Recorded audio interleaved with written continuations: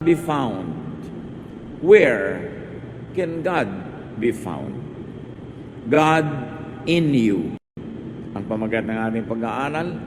At nawa tayo'y buhusan ng Panginoon ng iba yung pagpapala at magpakilala siya ng mas malalim na paraan. Salamat po, O Diyos, sapagkat kayo ay pwedeng maabot, makilala, at nawa turuan niyo kami kung paano gagawin yun sa pinakamabisang paraan. Sa ngayon, kami, Panginoon, ay nagtatapat sa iyo ng aming mga kasalanan. Patawarin niyo po kami sa aming mga pagkukulang sa inyo at sa aming kapwa. At nawa, Panginoon, ang inyong pagpapatawad, ang siyang magpagaling sa amin, ang mag-alis ng mga bigat sa aming puso, ang humawan ng aming daan at magpaliwanag sa aming buhay. Teach us, heal us, empower us. We ask you to be our speaker, O God. Nobody else, just you. May your voice be our power, our strength, our light, and use your servant only as your instrument. Dear Lord, we pray that you will heal our spirit, heal our soul, heal our bodies, and lift up yourself as we worship you and as we continue to seek for you. Father, guide us in the name of Jesus, your Son, our Lord, our Savior and friend. Amen. God in you. Napakalaking usapin, napakahiwaga, subalit napaka-totoo. Psalm 139 verses 2 to 3. You know when I am resting or when I am working, and from heaven you discover my thoughts. You notice everything I do and everywhere I go. Isang pahayag, hindi lang ng pananalig, kundi na isang katotohanan na alam ng Diyos ang ginagawa natin sa bawat sandali. That the Lord is fully aware of man's thoughts and deeds. Walang maililihim ang tao, walang maikukubli mula sa Diyos. Verses 7 to 12. Where could I go to escape from your spirit or from your sight? If I were to climb up to the highest heavens, you would be there. If I were to dig down to the world of the dead, you would also be there. Suppose I had wings like the dawning of day and flew across the ocean. Even then your powerful arm would guide and protect me. Gumamit ang sumulat ng awit na ito ng mga talinghaga na nauunawa ng kanyang panahon. So sa kanila, ang pinakamataas na pwedeng marating ay yung mga heavens. Ang pinakamalalim na pwedeng marating ay daw libingan ng mga namatay na. At ang pinakamalayong pwedeng marating ay sa ibayong dagat. Siyempre, sa language natin ngayon, mas malayo ang range ng pwedeng marating dahil sa technology at dahil sa alam na natin ngayon. Pero sa kanilang panahon, ang ibig lang sabihin ng sumulat, sukdulan man ang gawin niyang paglalakbay, yung pinakaabot at pinakamalayong pwedeng marating ng tao, hindi pa rin niya pwedeng takasan ng presensya ng Diyos. Nandun pa rin ang Diyos. At hindi lang nandun, kundi nandun upang magbigay ng kanyang paglilinaw, pagpapaliwanag, guidance, protection. Verse 11, or suppose I said, I'd hide in the dark until night comes to cover me over. But you see in the dark, because daylight and dark are all the same to you. So isa pang extreme sa kanila, gabi. Nung kasi yung dilim ng gabi, madilim talaga. Pero kung ano man ang uri ng dilim na pwedeng ma-imagine ng tao ngayon, sabi, hindi pa rin yun ang sapat para hindi makita ng Diyos ang nagaganap sa buhay ng tao. The Lord is not only everywhere, but the Lord is with man, even in the darkness. Marami kasi noon nagsasabi at naniniwala na ang Diyos ay wala sa dilim. Nasa liwanag lang siya dahil sa liwanag. Pero sabi nitong sumulat, kahit pa nga sa dilim, nandun ka pa rin.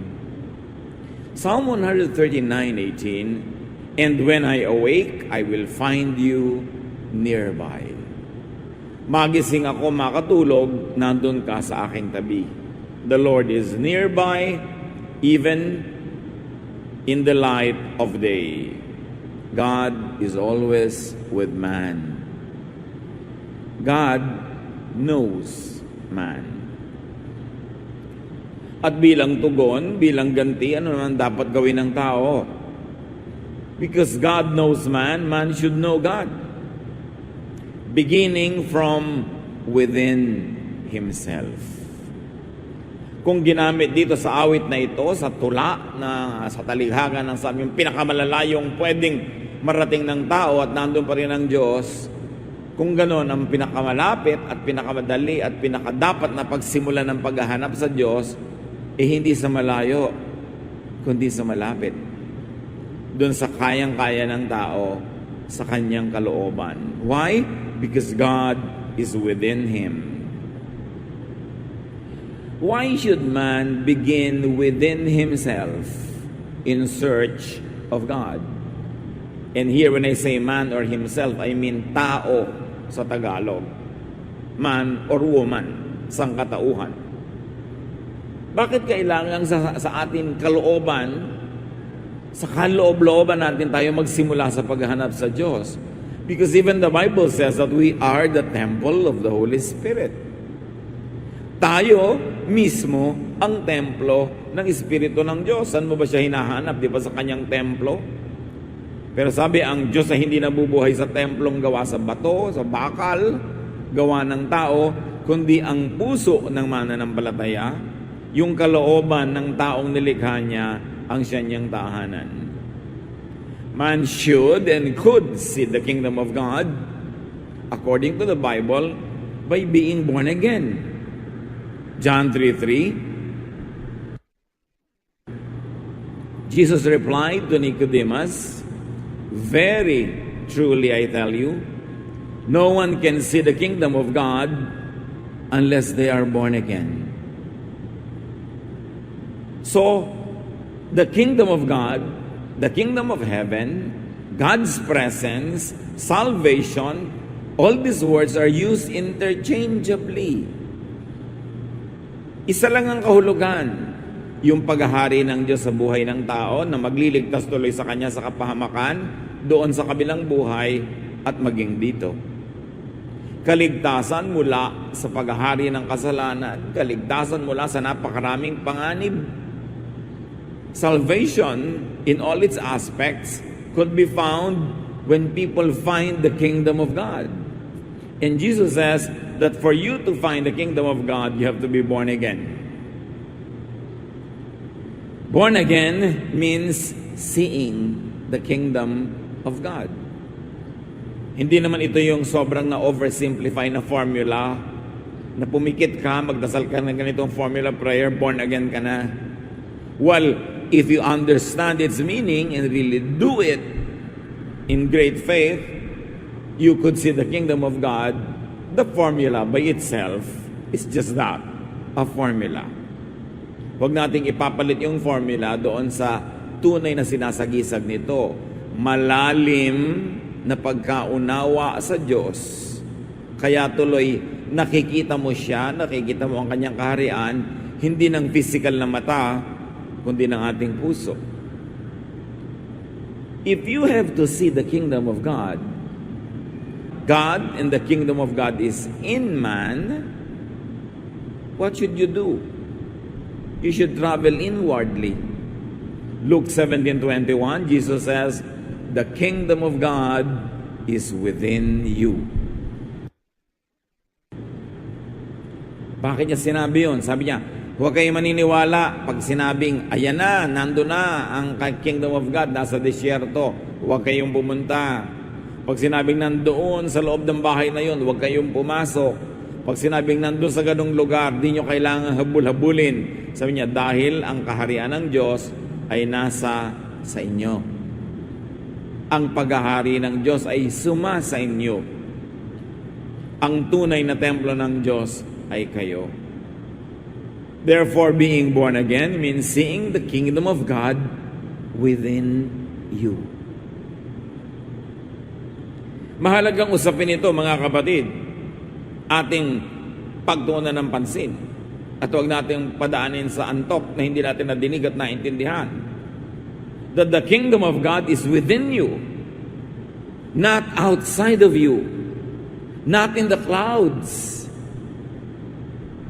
That the kingdom of God is discovering the image of God in you. It is reviving the lost image of God in you. Reviving the Spirit of God that was given to Adam and Eve. Reviving the image of God that was given to every person. Napakainam na intindihin ito. Because throughout time, organized religion, institutionalized faith, have distanced man and God. Kung minsan ay pinalalayo ng mga organisadong relihiyon ng Diyos, para yung relihiyon ay maging napaka-importanting daan patungo sa Diyos. So that the priests would be important and they would be filling the gap, the supposed gap between God and man. Institutionalized religion has placed God beyond the clouds. But Jesus says, the kingdom of God is within you. Hindi mo kailangang mag-pilgrimage kung saang-saang lugar sa paghahanap sa Diyos. Hindi mo kailangang umakyat ng mga bundok, lumusong ng mga libis. Hindi mo kailangan tumawid ng mga dagat. Ang kailangan mo ay gawin yung pinakamahalagang paglalakbay. Papasok sa iyong kalooban sapagkat naroon ang punla ng Diyos. Naroon ang kanyang Espiritu. Naroon ang image of God that was given to every human being. Matthew 1:23, the virgin will conceive and give birth to a son, and they will call him Emmanuel, which means God with us. Kaya napakaganda pong metaphor ang pagdadalang tao ni Maria. Sapagkat sa kanyang kaulooban, sa kaloob-looban niya, sa kanyang sinapupunan, naroon ang anak ng Diyos. Naroon ang Diyos. Naroon ang kingdom of God. Kaya tayo man, nandun din sa ating loob ang Diyos, bagamat hindi naman sa ating sinapupunan dahil hindi natin siya kailangan ipanganak. Pero kinailangang ipaliwanag at ipakita sa malinaw na paraan na ang Diyos ay nasa loob ng tao, wala sa labas. Kaya sabi, kailan ako pupunta at saan ako pupuntang pwedeng wala ka? Sabi niya, wala. Kahit saan ako pumunta, nandun ka. Bakit? Kasi kasama kita. Kasi ang Diyos ay sumasa atin. Ang isang malaking pandaraya ay papaniwalain kang napakalayo ng Diyos sa iyo. Pwedeng damdamin mo lang emosyon ang nagsasabi sa iyong parang malayo kasi malayo ang iyong loob, malayo ang iyong gawa, malayo ang iyong asal, pero hindi pwedeng lumayo sa iyo ang Diyos because you are the temple of God. Ang isa sa mga pinakamaimportanteng pilgrimage sa gawin ng tao ay siyasatin ang sarili, maglakbay patungo sa kanyang sariling kalooban. At sapagkat kahit pangamahal ay mas madali pa rin magpunta sa ibang lugar physically, sumakay ka ng vapor, sumakay ka ng eroplano, sumakay ka ng kotse, kesa maghirap kang maglakbay patungo sa iyong sariling kalooban na hindi na-develop ng taong gawin kasi umasa na lang siya ng umasa sa mga outward rituals, umasa sa mga physical activities, sa pag-attend ng mga events, sa paghahanap sa Diyos.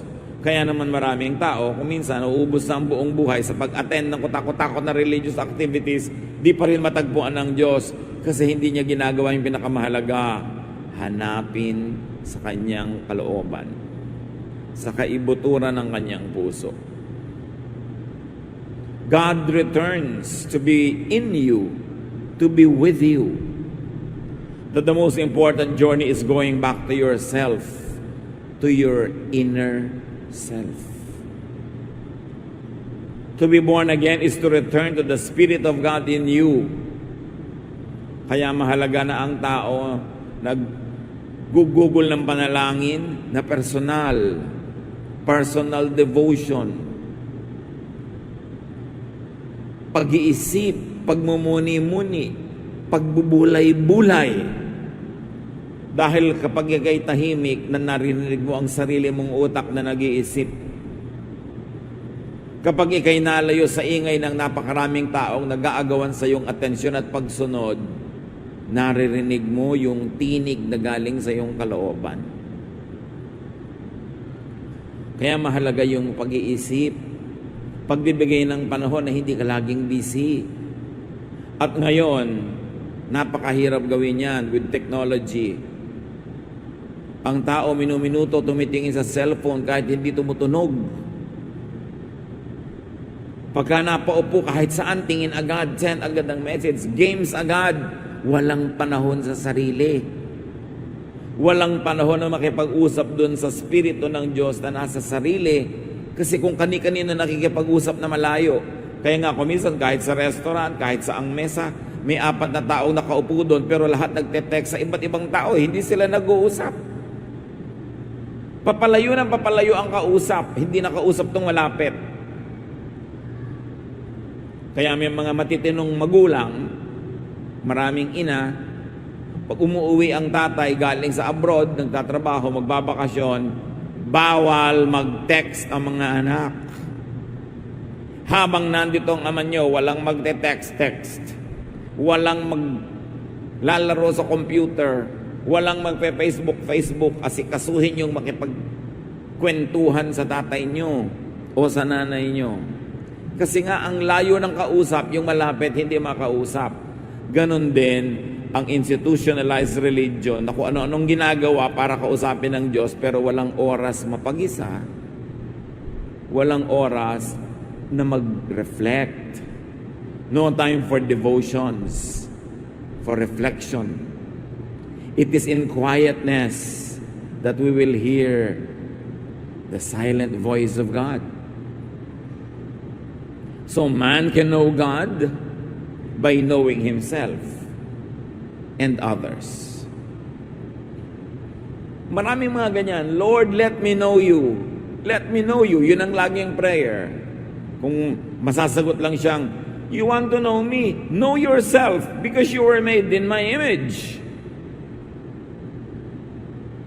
Paano po yung kapitbahay ko? Ibang-iba yung pagkatao nun. That kapitbahay of yours is also made in my image. Kilalanin mo rin siya. Di ang dami-dami niyo pong images. Of course, kasi ginawa ko kayong lahat. So kung meron 7 bilyong tao sa planeta, mahahanap mo yung imprint ng Diyos sa bawat isa sa kanila. At kung naging 9 billion pa yan, 10 billion, hindi mo pa rin kayang ubusin ang facets of God because God is endless, eternal. Kaya kailangan kilalanin ang sarili. Genesis 1:27, so God created humans to be like Himself. He made men and women. Nakita nyo, ipinaliwanag pa, He made men and women, and at the same time, both the man and the woman are in the image of God. So, kaya babae ka, kaya lalaki ka, image ka ng God. Ano man ang iyong gender, ano man ang iyong age, ano man ang iyong race, image ka pa rin ng God. So lahat tayo, pag pinagsama-sama, dumarami ang pagkaunawa natin sa Diyos. Kaya may taong ang galing-galing niyang gumuhit, galing sa Diyos yun. Meron ang galing-galing sa math, meron ang gift niya, kumanta, merong tumugtog, meron ang gift niya, tumulong. Lahat yan ay galing sa Diyos. That's why to see God in others is one of the greatest discoveries. There is one God, but different creations. Many creations with differences. But everyone is created by God. Walang kinreate si Satan. Satan only comes to steal, kill, and destroy. Everyone is created by God. Psalm 24:1, the earth is the Lord's and everything in it, the world and all who live in it. So kahit yung taong hindi mo masyadong gusto, nilikha din yun ng Diyos. Yung mga talent na hindi mo alam at hindi mo hilig, gusto rin yun ng Diyos. Ibinigay lang niya sa ibang tao. Kaya ang paghahanap sa Diyos ay hindi sa mga ibabaw ng mga banal na bundok. Hindi sa mga yungib-yungib. Hindi sa mga doktri-doktrina. Hindi sa mga activities ng simbahan lamang. Kundi sa pagtitig sa kapwa-tao, sa pagtitig sa sariling kalooban, at makikita mo ang magagandang mga katangian ng Diyos na nandun, nakikilala mo ang Diyos. Men were created to be like God despite gender differences like Adam and Eve. Despite all other differences. Despite even theological differences. Do you think different theologies will make God different? Yun lang pananaw sa Kanya, pero siya, hindi siya naiiba. People may have personal differences, but they're all made in God's image. Kaya, mahal ng Diyos ang lahat ng tao. Kasi nakikita niya yung image niya sa bawat isa ron. Although, may mga distortions dahil sa kasalanan, merong mga dumi dahil sa mga pagkakamali, pero yung basic character, yung basic gifting, yung basic spirit, galing sa Diyos. At paano natin mamamahal ang kapwa pagka lang nakita na natin yung image ng Diyos sa Kanya. So in people, God has many images, not just one. There could be many faces, facets, and manifestations of the same God. Kaya makita nyo, pati yung pagkakakilala at pagpapakilala ng mga great Bible characters sa Diyos, iba-iba. Parang iba yung God of Adam, yung character niya, napakamapagpatawad. Tungang si Cain, nagkasala na, binagyan pa niyang tatak to protect him. Yung God of Noah naman, nagparusa sa iba at si Noah inalagaan. Yung God of Moses, may kahigpitan. Pagka hindi ka sumunod sa mga instruction, bigla ka na lang namamatay. But the God of Jesus and the God that Jesus presented is a God who is a friend of tax collectors and sinners. A God who forgives. A God who allows the underclass, those who are downtrodden, to be in the inner circle of Jesus. Hindi magkakaibang Diyos yun, kundi magkakaibang pagkakakilala ng mga Bible characters sa the same God. Therefore, magkakaibang pagpapakilala. Kaya makikita natin, halimbawa, pagka si Paul ang sinunod mo, ang kanyang mga pagkakakilala at pagpapakilala sa Diyos, mas mahigpit siya kaysa kay Peter. Yung iba namang mga disciple, mas mahigpit pa kay Jesus. Pag kami ayaw makinig, gusto nilang paulanan ng apoy. Kasi iba-iba ang pananaw nila sa iisang Diyos. Pero iisa ang Diyos. Even in the giving of gifts, 1 Corinthians 12:11, all these are the work of one and the same Spirit. And He distributes them to each one just as He determines. So, walang competition. Pagka sa palagay mo, yung mga taga-Sunday school ay kakompetensya ng taga-choir, hindi mo pa nakikita na sila man ay gift ng Diyos ang kanilang ministry at nasa kanila rin ang imahe ng Diyos. Pag sa tingin mo sa ibang preacher, ay kalaban mo siya, hindi mo pa nakikita God in that person. Kaya nga maraming religious quarrels and wars Kasi nga kulang tayo sa inward journey at kulang tayo sa paghahanap sa Diyos doon sa tao. Hinahanap lang natin kuminsan sa statement of faith, sa doktrina, sa costume, sa suot, pero hindi doon sa kaloob-looban niya. God is with you. Instead of always reaching out to the stars and to the heavens, instead of reaching out far away from yourself, you should journey into yourself. Paano po yun ginagawa? Hindi itinuro in a manual-like manner sa Bible. Kanya-kanyang sikap, kanya-kanyang paghahanap nung daan na yun na sinasabi ni Jesus. Sabi niya, maluwag yung daan patungo doon sa kapahamakan, masikip yung patungo doon sa buhay na walang hanggan. Kailangan hanapin mo yon. The most that religion can give you is some guidance, but it is a personal journey. Kaya hindi tayo dapat laging umaasa lang sa religious leaders, sa pastor, sa priest, sa kung kani-kanino. Kailangan meron kang sariling pakikipagniig sa Diyos, sariling pag-aaral ng salita ng Diyos, sariling pananalangin, at makakadevelop ka ng sarili mong style kung paano mo lalaliman ng pagkakilala sa Diyos sa pamamagitan ng pagkilala at pagtanggap sa sarili at sa kapwa. Habang hindi mo tinatanggap ang iyong sarili at hindi mo tinatanggap ang iyong kapwa, ay tinatanggihan mo rin yung Diyos kung saan after that person was made. Kaya ang tinuturo lagi, love others. But only those who truly understand it can appreciate loving others. That what you love in others is the image of God in them. That what you reject and hate in others could be the image of God in them. Mainam na pag-isipan ito. Find the image of God in you and in differentness, in uniqueness. Do not always reject and dislike whoever and whatever is different from you. Because God is a God of variety. God is not a God of sameness. So reflect. Quietly travel into your soul, into your spirit, into your person.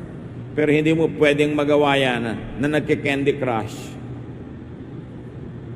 Hindi mo magagawa yan na naka-Facebook ka lagi, na laging may games, laging may kausap, kasi ang hindi mo napapansin ang sarili mong espiritu.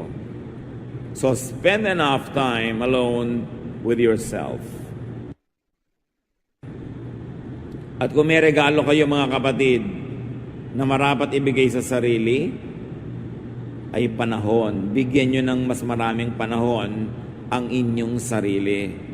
Kaniig kasama ang Diyos.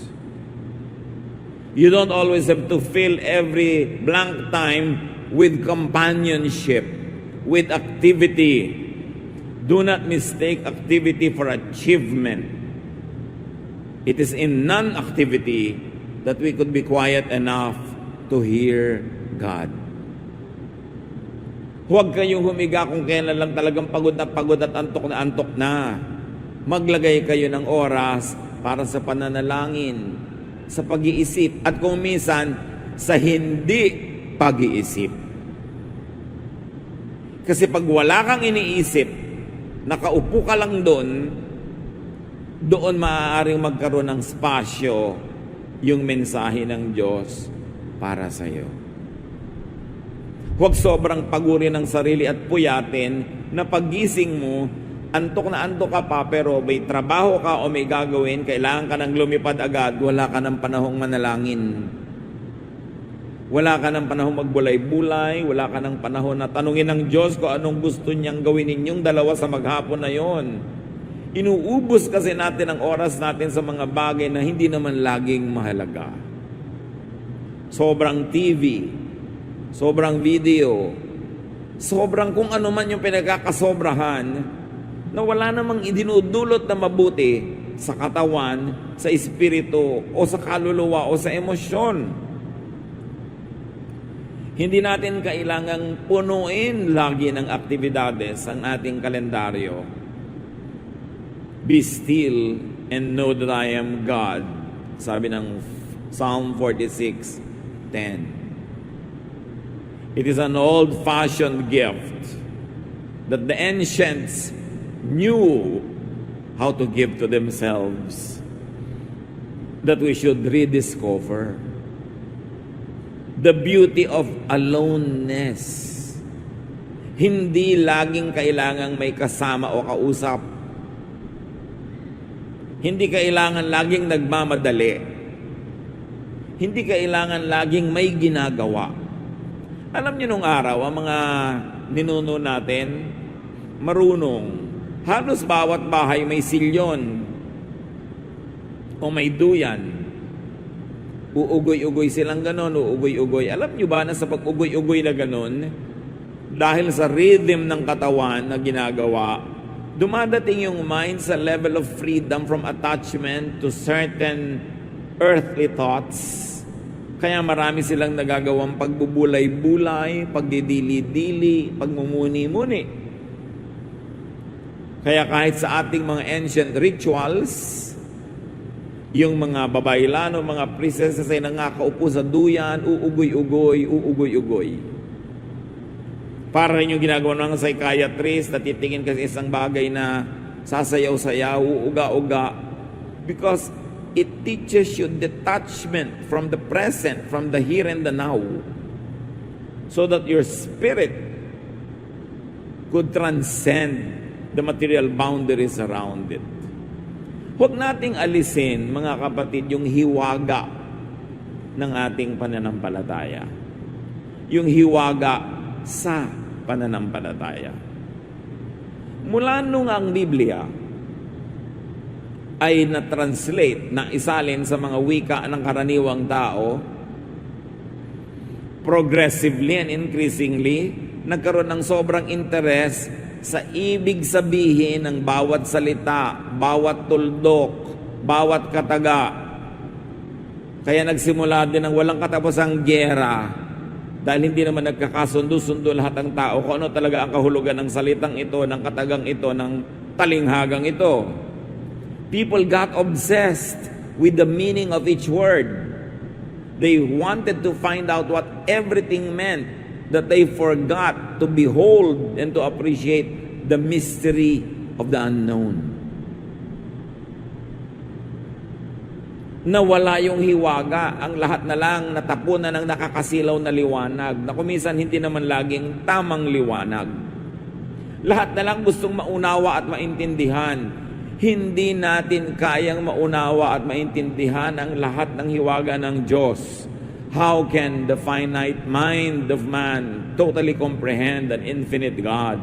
So to attempt a complete understanding, to attempt an academic understanding of God, to attempt a theologizing of everything about God, is to diminish God and put Him down into levels where people can reach Him, but in a very low level.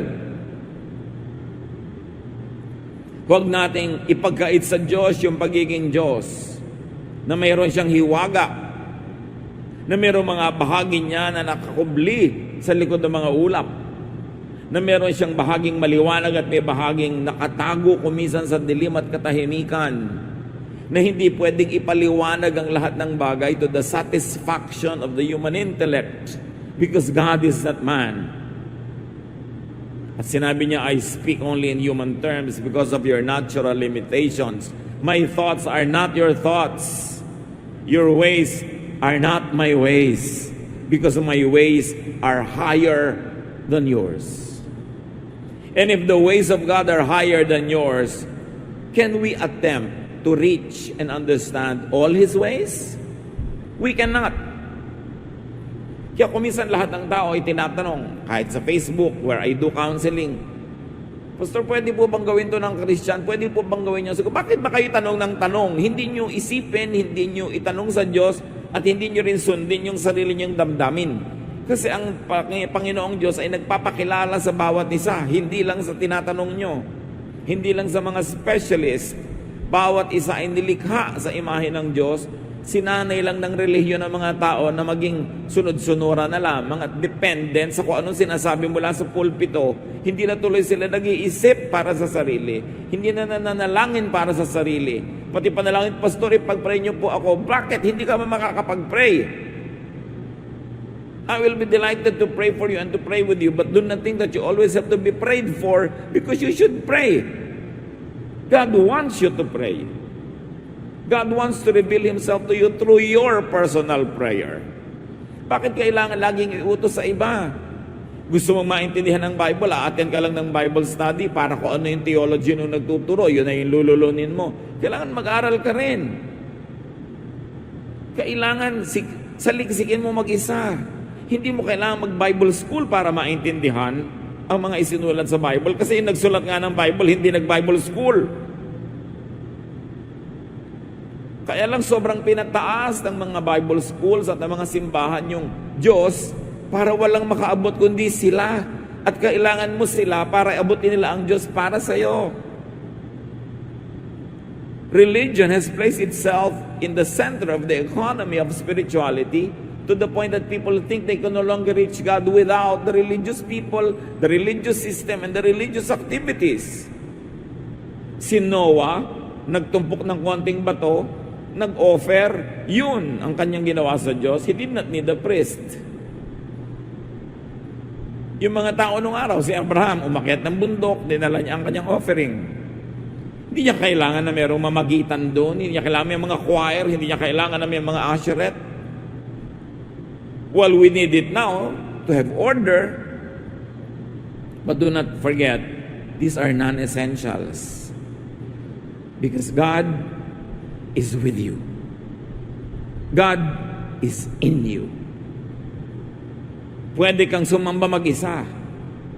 So sabihin pa, bakit pa po nagpupunta sa church?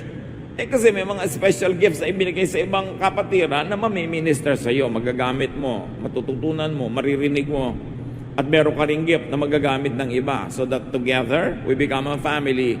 But do not be deceived into thinking that you cannot worship God by yourself. At yan ang nawala na kailangan nating ibalik, mga kapatid. Personal worship. When was the last time that you were alone in your house or room or forest or anywhere na sumasayaw ka sa Panginoon kung gusto mong sayawan? Na tumutugtog ka sa Panginoon, na umaawit ka sa Panginoon? Sapat na ba na may mga instrumentalist, specialist musicians, sa sila ang tumutugtog para sa iyo? Ikaw, kailan ka huling tumugtog sa Diyos? Kailangan mo ba yung kaloob na sasayaw-sayaw para sa iyo? Ba't di ka sumayaw din dyan where you are? Or sumayaw ka anywhere if you think that you could worship God through dancing? Kailangan lang baging specialist ang gagawa niyan? Kailangan ba na laging yung mga Bible study leader ang magpupuyat para mag-aral ng Biblia at ituro sa iyo sa Sunday school? Ba't di mo saliksikin mag-isa?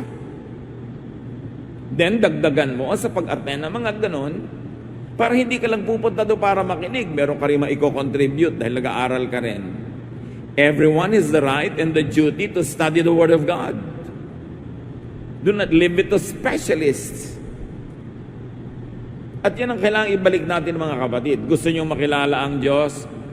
Magsumikap kayong kilalanin ang Diyos. In your own time, in your own place, in your own way. Because God is in you. Hindi ka God, but God is in you. Be still and know me, the God in you, sabi niya. Be still and know yourself, the image of God. Know yourself and see God's wonderful work in you. Know yourself and see God's wonderful image in you and in others. Psalm 139, 13-16. For you created my inmost being. You knit me together in my mother's womb. I praise you because I am fearfully and wonderfully made. Your works are wonderful. I know that full well. My frame was not hidden from you when I was made in the secret place, when I was woven together in the depths of the earth. Your eyes saw my unformed body. All the days ordained for me were written in your book before one of them came to be. What is the inevitable conclusion? God created each one of us. God caused us to be created the way we were created. If you like to be scientific, even your genetic composition was made by God. So dinami-rami na yung lola at lolo on both on your father and mother side, sa iba't ibang mga ugali, asal, talento ng kutakot-takot na mga ninuno mo sa yung genetic pool, it is the Lord who decided na ang ilong mo manggagaling sa lola ng tatay mo, na ang kilay mo manggagaling sa ganong ninuno, na ang ganitong ugali mo, ang ganong pagtugtog mo galing kung kani-kanino, kasi ang dami mong pwedeng pagkunan. Kaya kahit magkakapatid, magkakaiba ng ugali, magkakaiba ng talento. Dahil pareho nga ang tatay at nanay nila, pero sa genes, sa dugo na dala ng tatay at nanay nila, nananalaytaya ang napakaraming mga dugo ng napakaraming iba't ibang mga ninuno. And you are not an accident. Nobody is an accident. Everybody is wonderfully made. Kailan kaya natin maintindihan yon? Kailan mo maintindihan, kapatid, that you are wonderfully made, at hindi lang yan pang-uto?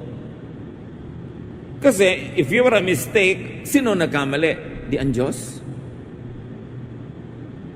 At kailan natin maintindihan na hindi lang tayo ang wonderfully made, kundi pati yung kapwa natin, pati yung kapwang hindi natin kamuka, pati yung kapwang ayaw natin, Diyos pa rin ang gumawa sa Kanya. Kailan lalawak yung pag-ibig natin beyond the self? But to embrace and love God who is in everybody.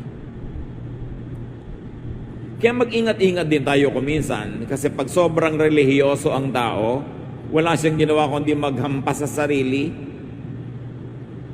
wala siyang ginawa kundi self-flagellation, self-bashing. Lagi na lang niya sinasabing, wala akong kwenta, wala akong kahalahalaga, ako'y marumi, ako'y makasalanan. Well, it is true, it is not the complete, and it's not the biggest truth about you. The biggest truth about you is that you are the temple of the Holy Spirit, that God's image is in you, that God is in you. Kung natalsik-talsikan ka man ng putik ng mga dumadaan sa sakyan habang naglalakad ka, hindi ka putik, natalsikan ka lang. Kung nadapa ka man at nasugatan, hindi ka galos o sugat, nasugatan ka lang. At kung nagkamali ka man, hindi ka pagkakamali, nagkamali ka lang. Habang hindi natin dapat na sobrang purihin ang sarili at pawalang sala ang sarili, hindi rin natin dapat sobrang i-condemn ng ating mga sarili. Kasi binabaliwala natin yung pagpapala na ibinigay sa atin ng Diyos. Yung Diyos ko, ako po'y walang karapatan, wala pa akong karapat-dapat dito. Hindi yung totoo, may karapatan ka kasi anak ka ng Diyos. Kung minsan sobra tayong dramatic sa ating pagpapababa sa sarili, hindi mo malaman kung inuuto natin ng Diyos para lang manipulate natin siya, maibigay yung gusto natin na sobrang pagpapakumbaba tulad ng ginagawa ng mga may kailangan sa kanilang mga amo. Habang hindi tayo dapat magyabang, pero huwag nating lilimutin, we were made in God's image, so we treat ourselves with dignity also. Kahit tayo nagkakamali. Kahit tayo nasusugatan. Kahit tayo nagkakasakit, hindi tayo yung sakit, hindi tayo yung mikrobyo, nagkakasakit lang tayo. At meron tayong manggagamot. At ganun din dapat ang pananaw natin sa ating kapwa. Yung kapwa mo, hindi siya kasalanan, siya ay nagkakasala lang. Hindi siya marumi, narurumihan lang. Hindi siya salot. Kuminsan lang talaga, para siyang sinasalakay ng mga salot. kailan natin mauunawa na ang Diyos ay nasa ating lahat? Na pag pinagkaitan mo ang iyong kapwa, pag siya ay nilinlang mo, pag pinagsamantalahan mo siya, pag kinawawa mo siya, ay ginagawa mo yun sa Diyos. Pag tinatalikuran mo ang iyong asawa at ang sumpa mong katapatan sa kanya, ay pinagtataksilan mo ang Diyos. Pag pinapabayaan mo ang mga tungkulin mo sa iyong mga anak, ay pinapabayaan mo ang Diyos na nandun sa mga anak mo na yon. Tuloy, nasisira ka nilang pagkatao. Nagkakaroon ng negative na ugali. Nawawasak ang kanilang mga behavior. Damaged. Napagkakamalang tuloy natin silang salot. Pero sila'y biktima pala. Be careful with how you treat other people, because God is in them also. And you cannot find this image of God uniquely given to you and to people if you would insist on imposing molds and uniformity and sameness on everyone. We've got to appreciate our differentness, because God made us so. Sabi nga nung Psalm, you have ordained for me all the days of my life. Hindi naman ibig sabihin na itinalaga na ng Diyos kung sino ang mapapangasawa mo, kung anong kakainin mo sa araw na to. Pero dahil sa genetic composition na ginawa niya sa iyo, para na rin niyang binigyan ka ng landas na tatahakin. Kasi kung ang talaga ibinigyan niya sa iyo gift, music, hindi ka siguro magiging engineer. Pwedeng hindi ka maging tunay na musician, pero nagme-music ka pa rin whenever you can. Kasi yun ikaw Yun ang takda, yun ang kapalaran. Kaya huwag din nating kontrahin yung nakatakda sa kapwa. Kung saan siya nakahilig, doon bumuhal. Yun talaga ang gusto niya na propesyon. Yun ang gusto niyang buhay. Di yun siya. Ginilikha siyang ganun, kaya niya gusto. Tinuruan mo ba siyang magustuhan niya yon? Hindi. Likas. Nakatakda. Tingnan natin yun. Huwag natin gawing misyon na baguhin ang lahat ng tao. Ang gawin nating misyon, madiskubre kung ano ang ibinigay sa kanya ng Diyos at tulungan natin siyang yumabong, mamulaklak. Huwag din nating pigilin ang ating sarili lagi na akala natin yun ay kinatutuwa ng Diyos dahil binigyan tayo ng Diyos sa mga likas na hilig, likas na galing, likas na talento. At ang paglinang, ang pagdevelop sa mga yon is a great act of worship because you are doing God's will for you. So know God. But how can an infinite God be known by finite men? Know what was given to you. You were made in God's image. You are a revelation of God. Know what is revealed through you. Sa mga ibigay sa iyong kakayanan, God interacts in human history. Yung mga binigyan niya ng runong na umimbento ng mga cellphone, umimbento ng plancha, umimbento ng telepono, galing sa Diyos lahat yung katalinuhan na yon. So kasali siya sa ating pang-araw-araw na buhay. At pag sinikil mo yung likas na runong mo, hindi mo maiko-contribute sa sangkatauhan yung ginawa ng Diyos na naka-assign sa iyo para likhain mo. Know God in human terms. Akala ng iba, kailangan mo pong magpakadalo-dalubasa sa theology para makilala ang Diyos. Wala naman nag-theology nung araw, yung sumulat mismo ng Bible. Kilalanin mo ang Diyos in your language, in your context, in your experience. Hindi lang sa mga seminaryo nagpapakilala ang Diyos.